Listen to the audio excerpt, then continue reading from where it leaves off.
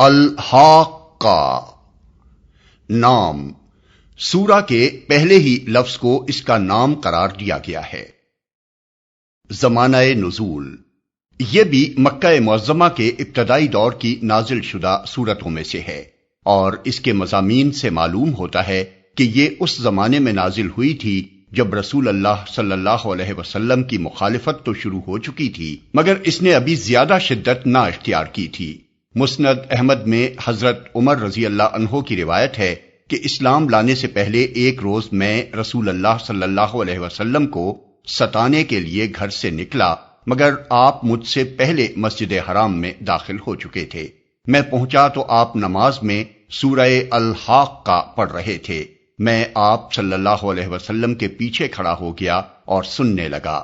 قرآن کی شان کلام پر میں حیران ہو رہا تھا کہ میرے دل میں یکا یک خیال آیا کہ یہ شخص ضرور شاعر ہے، جیسا کہ قریش کہتے ہیں۔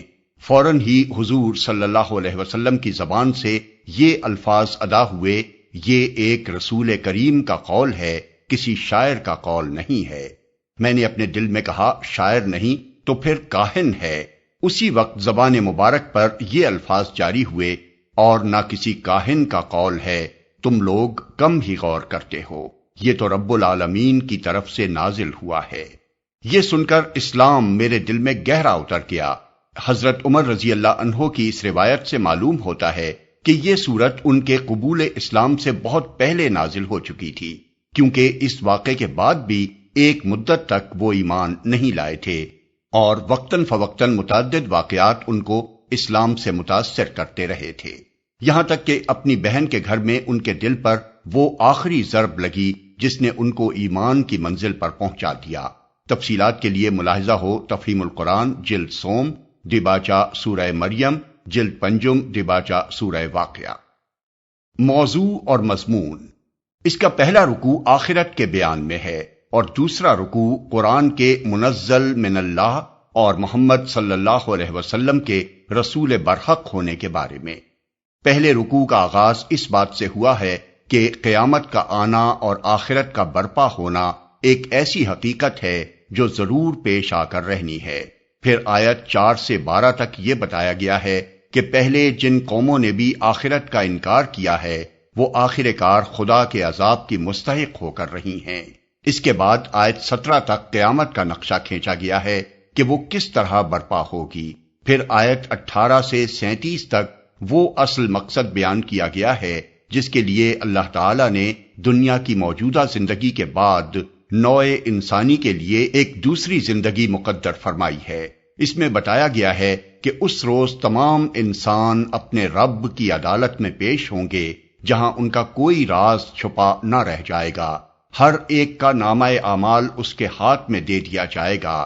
جن لوگوں نے دنیا میں یہ سمجھتے ہوئے زندگی بسر کی تھی کہ ایک دن انہیں اپنے رب کو اپنا حساب دینا ہے، اور جنہوں نے دنیا کی زندگی میں نیک عمل کر کے اپنی آخرت کی بھلائی کے لیے پیشگی سامان کر لیا تھا، وہ اپنا حساب پاک دیکھ کر خوش ہو جائیں گے، اور انہیں جنت کا ابدی عیش نصیب ہوگا۔ اس کے برعکس جن لوگوں نے نہ خدا کا حق مانا نہ بندوں کا حق ادا کیا، انہیں خدا کی پکڑ سے بچانے والا کوئی نہ ہوگا، اور وہ جہنم کے عذاب میں مبتلا ہو جائیں گے۔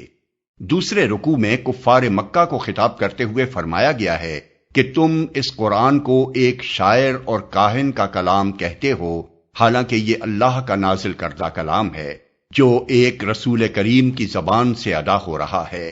رسول اس کلام میں اپنی طرف سے ایک لفظ گھٹانے یا بڑھانے کا اختیار نہیں رکھتا۔ اگر وہ اس میں اپنی من گھڑت کوئی چیز شامل کر دے تو ہم اس کی رگ گردن یا رگ دل کاٹ دیں۔